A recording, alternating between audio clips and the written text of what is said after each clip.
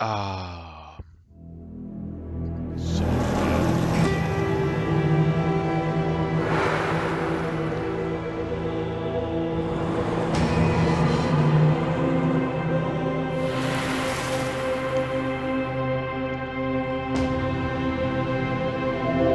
When time first began, the Eternal gave life to powerful beings of light, the Drakeels. But as misfortune would have it, the power given to these creatures awoke in them only a boundless pride and an inexhaustible thirst for dominion. Shaken by this betrayal, the Eternal banished them to the deepest abyss of Dracomundus.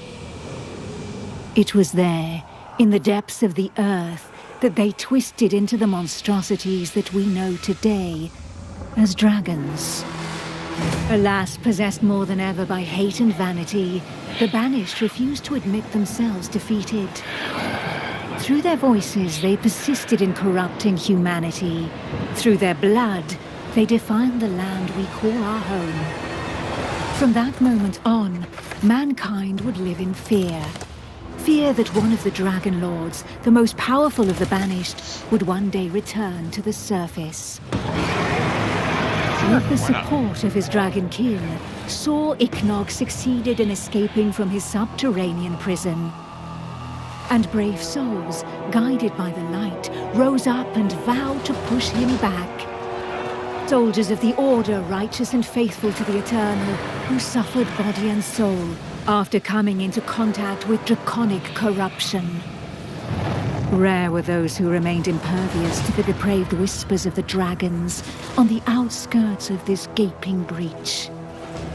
One such person was Godefroy of Clairval, Grand Knight of the Order of the Eternal.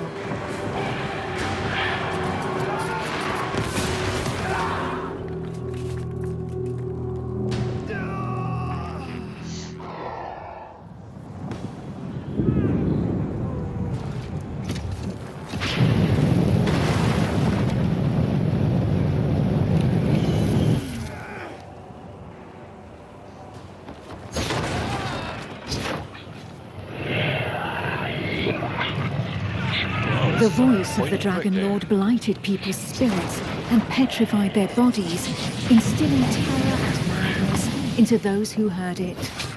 Never before had a breach so vast been rent between the two worlds.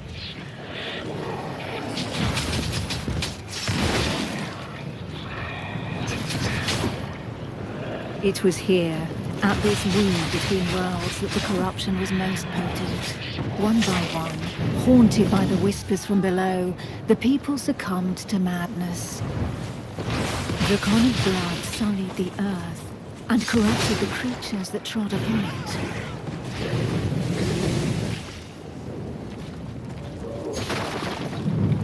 Pitiful in their wretchedness, and too weak to resist the command of their new masters, they drank the blood of the dragon and gave in to depravity. Thus enslaved, they were twisted into ghastly monsters, mockeries, dragon kin.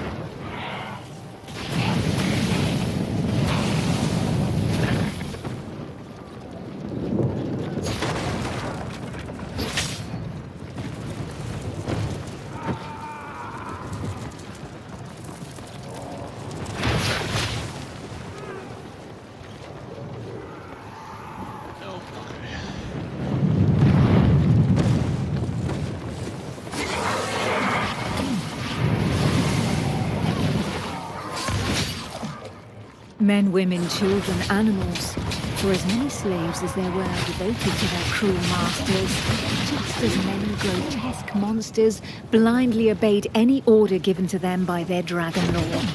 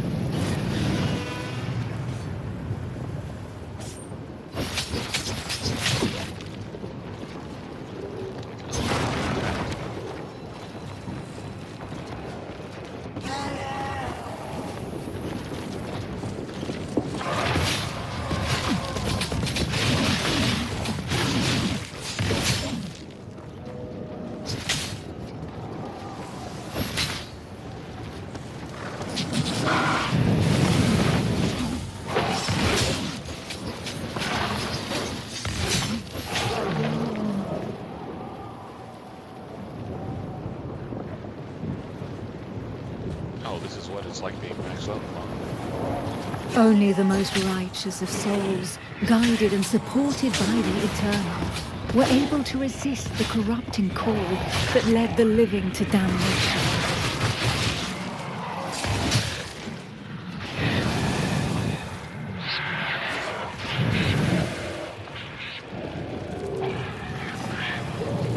These righteous few bore the feeble flame of man through the darkest shadow, and though it flickered, he would not be extinguished.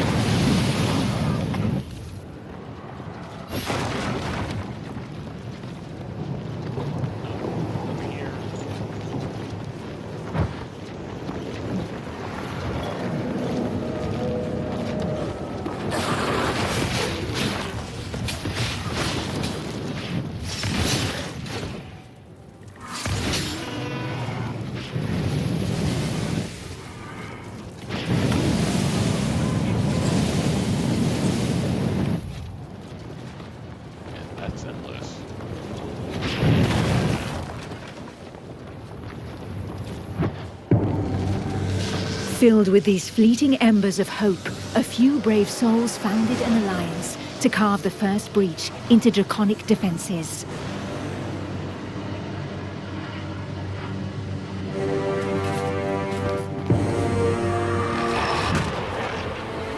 Here, the Dragonkin's power was strong. It fused our world with that of the Banished.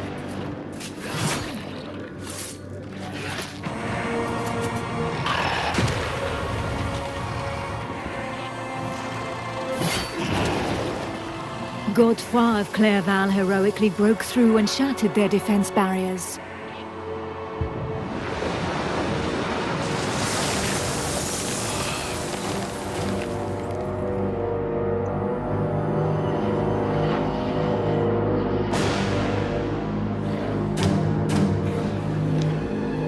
This act of bravery, a feat of the righteous alliance of men, allowed me to lend aid to the Knights of the Order of the Eternal.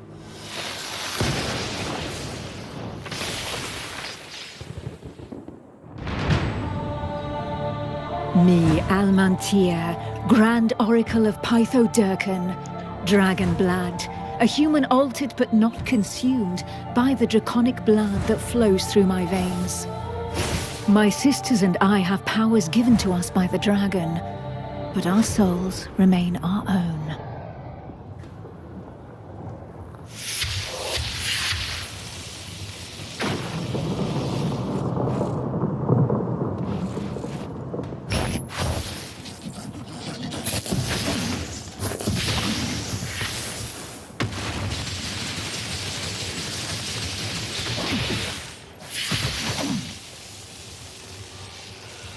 Neither dragonkin nor entirely human, and afforded extraordinary abilities by our forebears.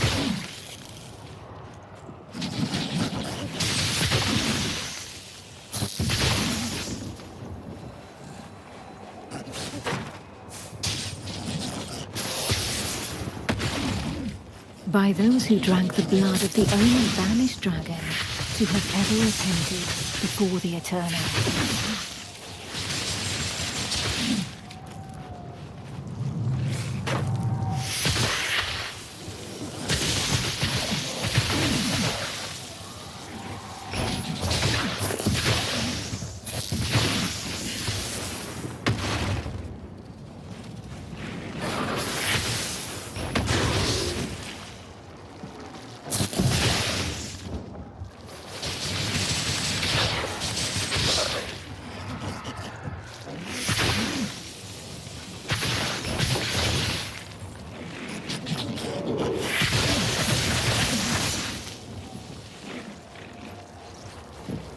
These few drops of draconic blood connected our thoughts to those of the dragons.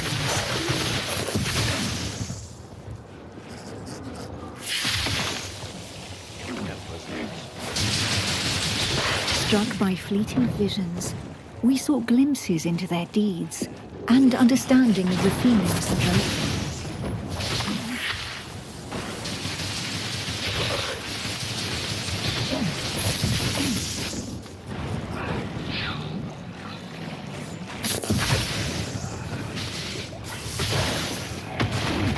them. With that understanding came a vulnerability. We soon learned that we were at the mercy of it. The voices threatened to consume us, with no hope of salvation.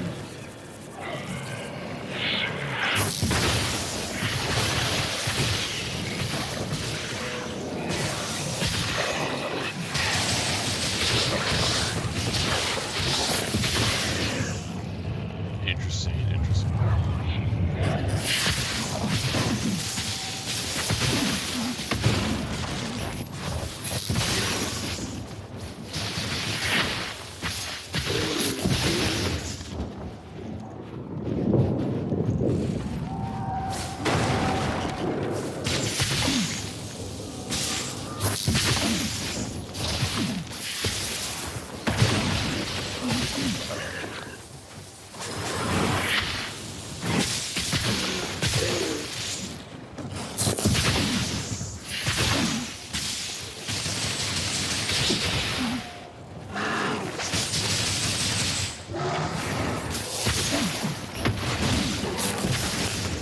Quite the formidable link that connected us to the dragons had also awakened something within us. We lived strong in the certainty that the Eternal had pardoned us for the draconic corruption in our veins.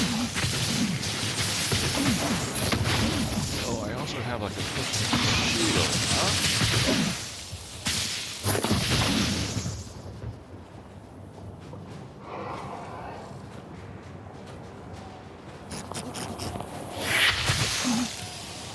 Yeah, the personal shield.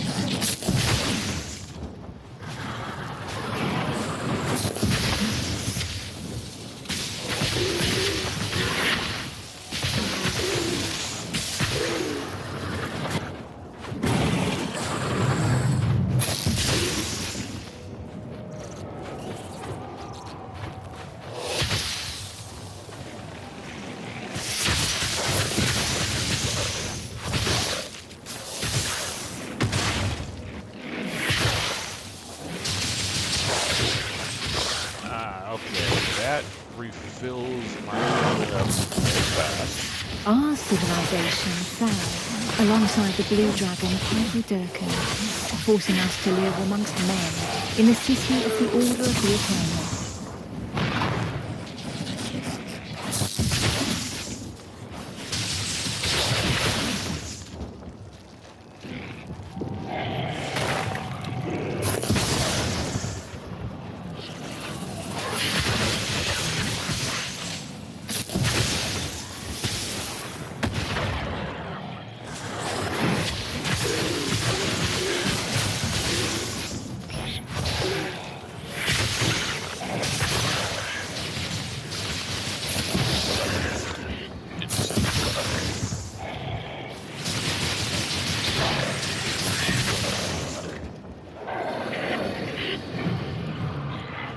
Closer to the breach made by Sir Ichnog, Godefroy, fighting fire with fire, confronted the draconic hordes.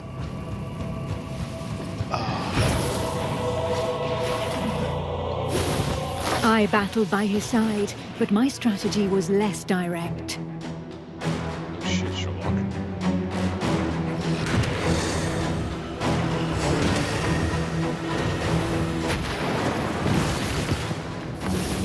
My draconic power allowed me to open up a passageway for the men of Nurogard, all of them prepared to make the ultimate sacrifice to save what remained of humanity.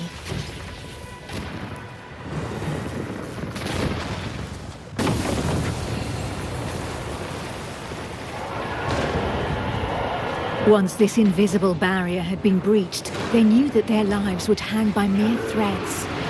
But these warriors from the north cared little for the uncertainties of our plan.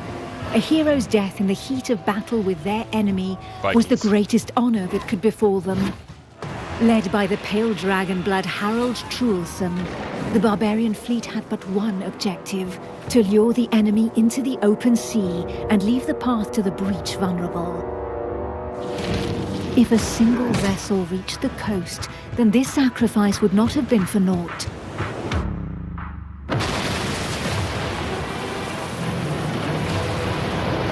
Harold Truelson reached the hostile shore and avenged those fallen from the Toriel clan. Ooh.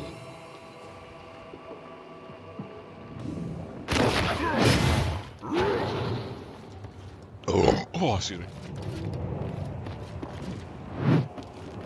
The barbarians of Nuragard feared neither pain nor death, and they welcomed violence as they might an old and familiar friend. Truelson knew this friend better than most. His existence thus far had been one of suffering, of hardening his resolve, and of preparing to endure the worst of torments, without losing the one thing of value every warrior of his clan held dear: his soul.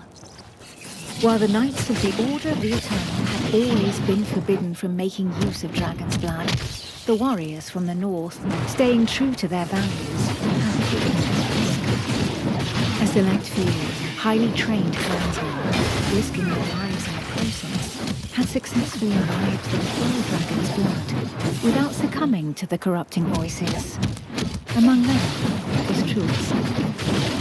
To become a dragon blood barbarian, he paid the ultimate price and cast away a portion of his humanity. In exchange, he received the common powers that he put to use for the Toriel clan, the Eternal, and humanity at large. And even if all others, from Montesky to Nuragard, recognized the courage and sacrifice of these brave warriors, there was not one that did not also regard them with sincere disgust. While there could be no doubt of their loyalty to Toriel, defender of the Eternal, their bodies, defiled by the dragon as they were, drove the rest of mankind to reject them. Which is stupid. For his part, cared little for his appearance. What did this matter after all, as long as his soul remained intact?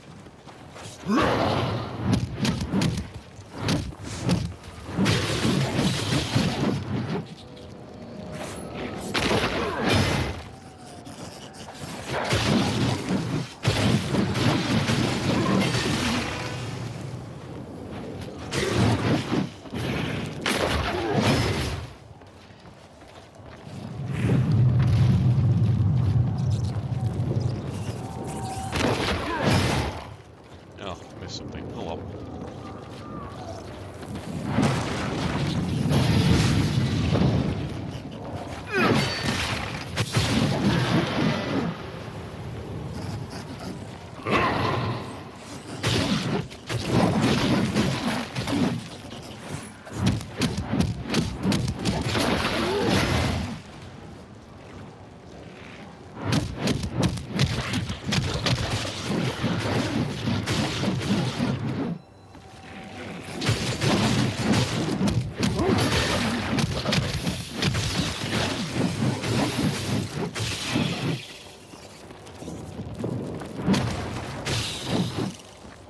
This way?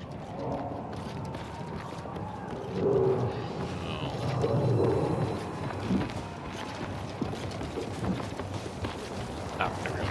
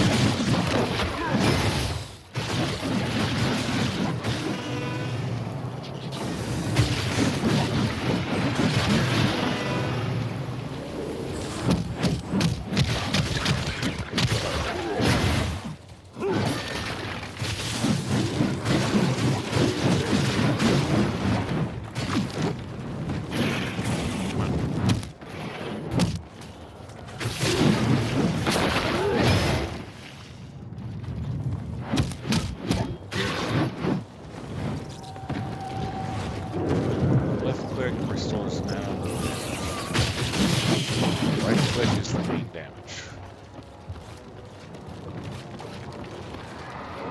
The pale dragon blood had achieved his goal.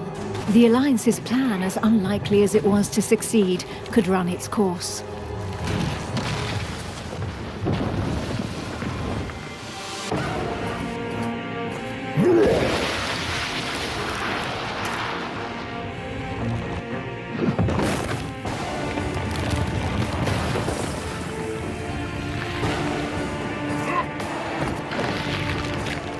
The barbarian waited for the signal that would tell him where to carve a bloody path through enemy defenses and lure the dragons far away from the breach.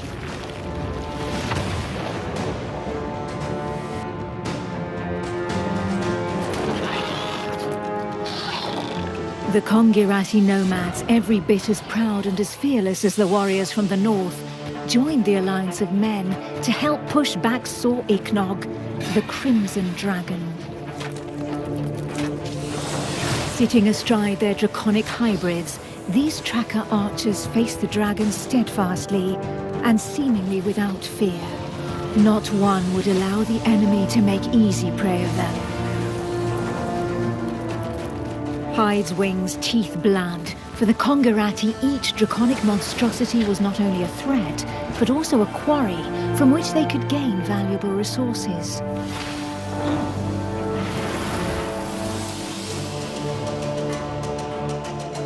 And where others had begged and prayed for divine salvation, these nomads made full use of anything the earth and providence offered them in order to survive.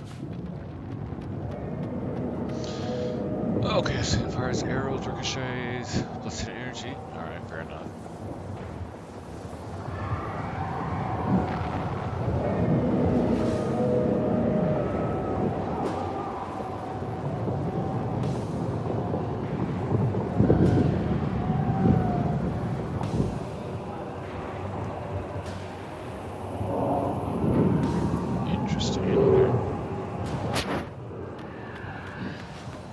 Their master tracker, Eula, however, did not see things in such stark shades of black and white. Of all those who made up their number, she was the first to recognize the value of this eternal light. She rejected neither the ancestral traditions nor the tracking of the Dragonkin, who had made it possible for the Kongorat to excel in the arts of potions, alchemy, poisons, and draconic hybridization. How long would her people be able to continue traveling freely if the corruption were to poison the entire world? It was for this reason that she joined the Alliance of Men.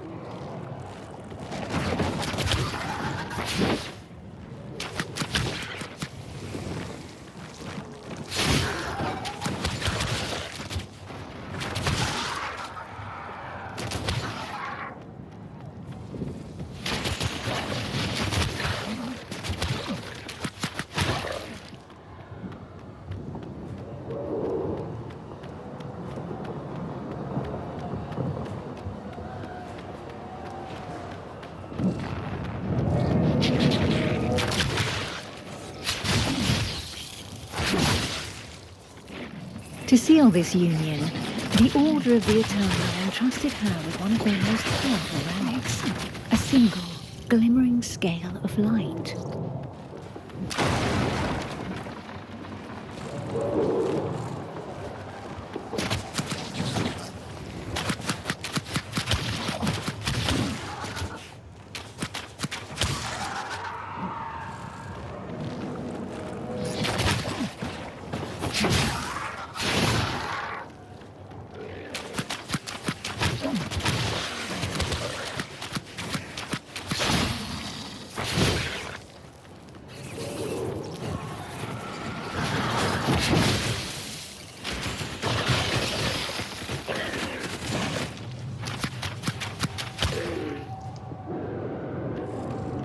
If the legends are to be believed, this scale had been pried from the hide of one of the Drakeels in the heat of battle, back when these beings of light had pushed back the banished dragon lords that ventured too close to the surface.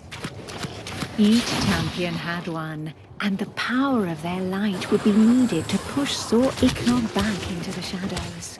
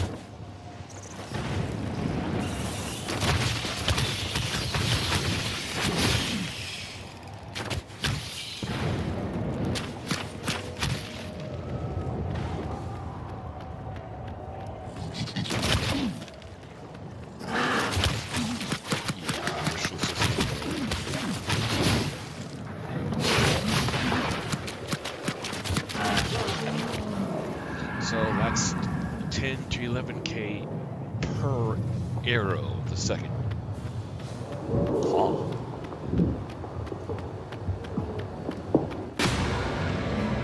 It was up to Eula, armed with her scale of light, to cast the invocation. She would then know whether she had been right to put her trust in the Order and in joining the Alliance.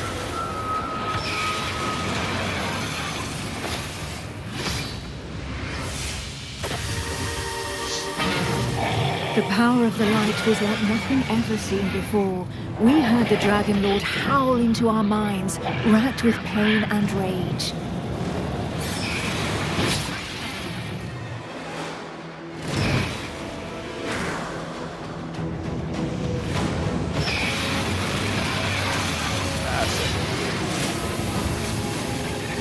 So close to the Dracomundus, our souls suffered as from 1,000 deaths, but we held fast to our positions.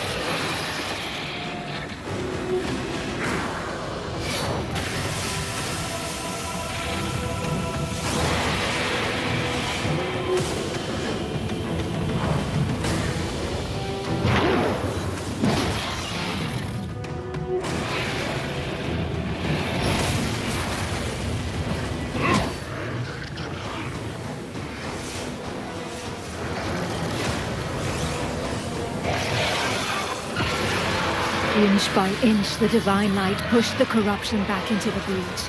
And it was thus that the Banished Lord saw Ignog disappeared once more into the shadows, where he would suffer eternal retribution.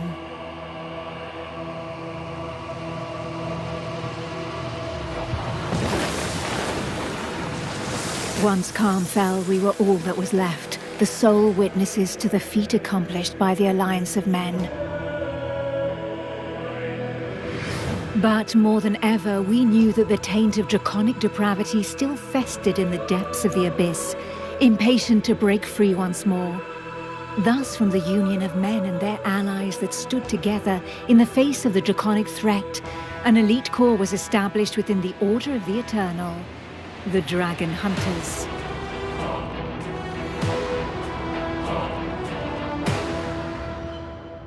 Interesting. So that's how the 4 classes are going to play, huh?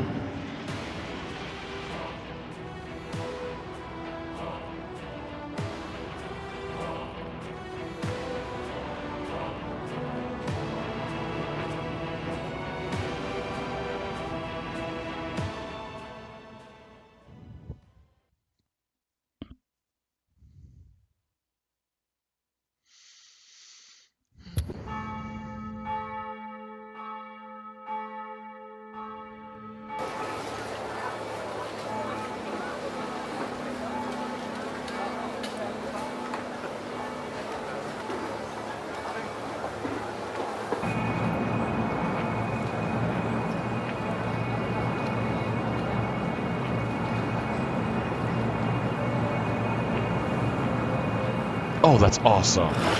Base building.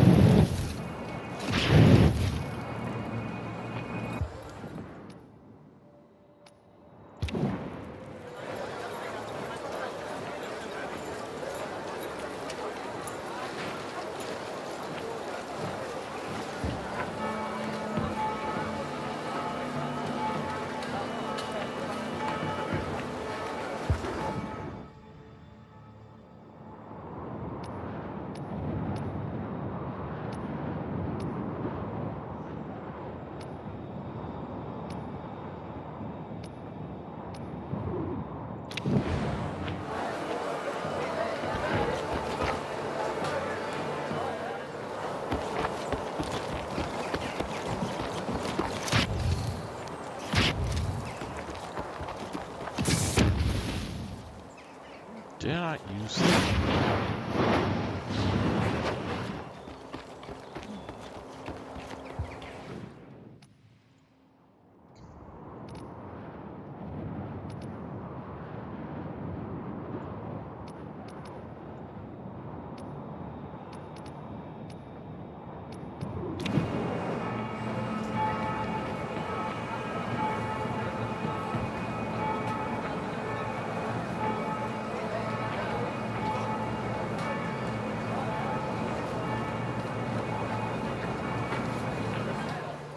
Okay.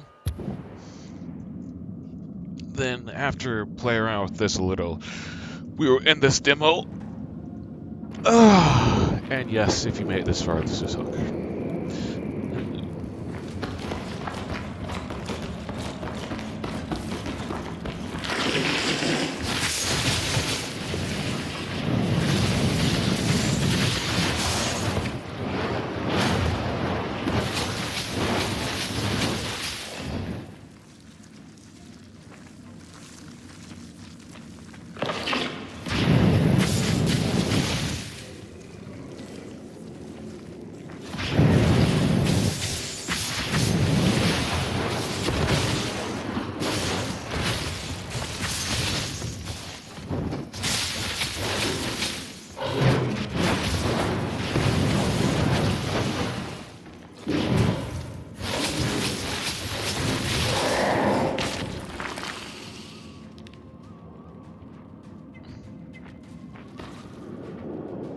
Well, that's...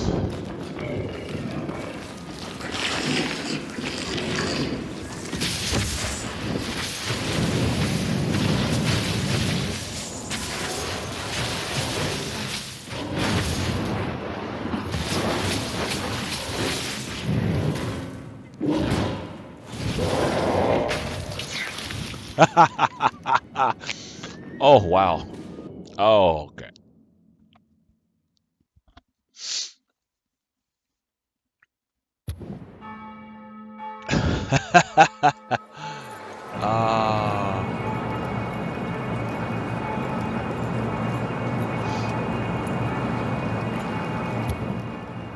uh, check this game out for yourself. Stay safe all and enjoy next time.